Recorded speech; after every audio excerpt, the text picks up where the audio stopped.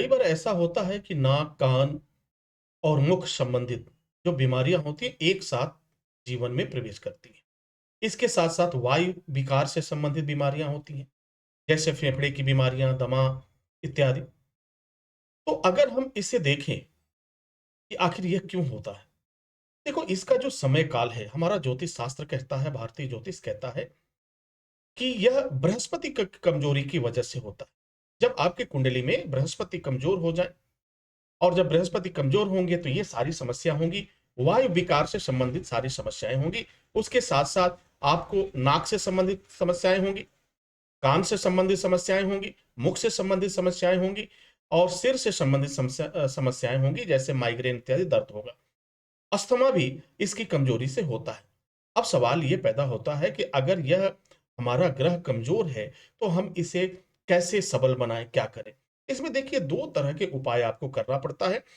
पहला उपाय जो करना होगा, वह आपको शरीर के लिए करना होगा कि शरीर हमारा स्वस्थ कैसे रहे।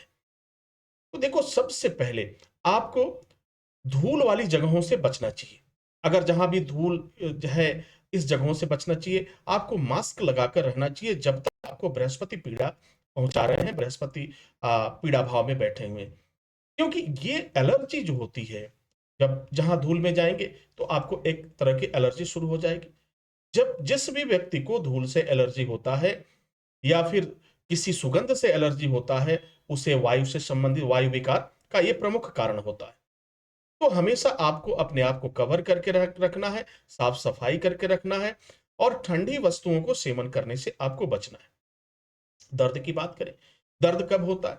जब दर्द होगा, जब हमारे शरीर में कुछ विषाक्त पदार्थ जो होते हैं, वो किसी वजह से नहीं निकल पाते और वो जमा होने लगते हैं।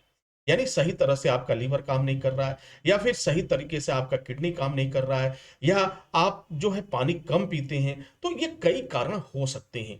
तो जब इस तरह की समस्याएँ आती हों, तो उस समय आपको बहुत ही सावधान रहने की आवश्यकता है। तो पहला अगर बृहस्पति कमजोर है, तो सबसे पहले आपको उपाय क्या करना है?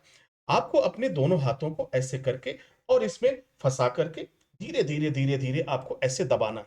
जैसे जैसे आप इसको दबाते ऊपर उठाएंगे और करेंगे, इसको आपको 5 बार करना, ऐसे ऐसे करेंगे, समस्त उंगलियों को जोड़ देते हुए।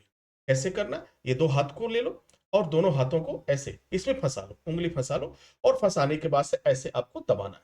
कैसे करना? हल्का हल्का आपको दबाना है। 5 बार 10 बार आप ऐसे जब करेंगे, 5 बार 10 बार ऐसे करेंगे, प्रतिदिन आप ऐसे करिए, तो आप देखेंगे कि आपका जो बृहस्पति जो है, वह मजबूत भी होगा और शरीर आपका क्या होगा? स्वस्थ होने लगेगा। थोड़ा सा शुरू में आपको होगा कि थोड़ा-सा हो सकता है कि आपको दर्द का एहसास हो, लेकिन हल्के-हल्के हाथों से आपको इसको दबाना है। बृहस्पति को मजबूत करने का इससे बेहतर उपाय नहीं हो सकता। शिव तंत्र में भगवान शिव ने माता पार्वती को यह गोपनीय रहस्य बताया था, जो जन कल्याण के लिए है। तो अगर आप ऐसा करते हैं, तो आपका बृहस्पति से संबंधित जो रोग है, यानी आपको जो एलर्जी होती है, वह कम हो जाएगी। दमे की समस्या है, वह कम होगी आपकी। इसके साथ-साथ जो अन्य बीमारियाँ, यानी कान का दर्द है, नाक से परेशान रहते हैं, नाक बार-बार बहता रहता है, सिर में हमेशा दर्द की शिकायत रहती है, तो ये क्या होगा, ये आप देखेंगे कि लगभग धीरे-धीरे अगर आपने इसे 8 से 10 दिनों तक लगातार किया, तो आपकी वह बीमारी लगभग 90% खत्म हो जाएगी। और जब ये समस्या खत्म हो जाएगी, अब बचा 10%। अब क्या करना है? तो मैं आपको एक उपाय बताता हूँ। अब आपको क्या करना है, एक दूसरा उपाय। दूसरा उपाय क्या करना है, जब आप इस कार्य को कर ले, तो सायं के समय, शाम के समय बैठ करके किसी शिवालय में आप बैठ सकते हैं या भगवान भोलेनाथ की तस्वीर या मूर्ति जो भी हो वहां बैठ करके, पालथी मार कर बैठ करके और बगैर माला के आपको ओम नमः शिवाय का जप करना है। वह मानसिक करना है। ओम नमः शिवाय का जप, जब भी आप ओम नमः शिवाय का जप करें, तो अपने दोनों हाथों को इस तरह से फंसा, इस तरह से फंसा करके आप ऐसे भी कर सकते हैं, ओम नमः शिवाय का जप कर सकते हैं या पालथी मार करके आप ऐसे भी बैठ सकते हैं, आप ऐसे भी। यानी शर्त ये है कि ये उँगलियाँ आपकी फँसी हुई होनी चाहिए। जब ये उँगलियाँ फँसी रहेंगी और उसके बाद जब ओम नमः शिवाय की ध्वनि आप करेंगे, तो यह ध्वनि क्या करेगा? आपकी बृहस्पति को मजबूत करेगा। आपके बृहस्पति को मजबूत करेगा, आपके नाड़ी को मजबूत करेगा, आपके शरीर की जितनी भी विषाक्त पदार्थ हैं, उन्हें निकालने की कोशिश करेगा और धीरे-धीरे आप देखेंगे कि आपके जीवन से रोग हमेशा के लिए समाप्त हो जाएगा और परमपिता परमेश्वर की कृपा होगी। आपको बहुत ज़्यादा परेशान होने की आवश्यकता भी नहीं पड़ेगी। बार-बार आपको दवाखाना जाने की ज़रूरत नहीं पड़ेगी।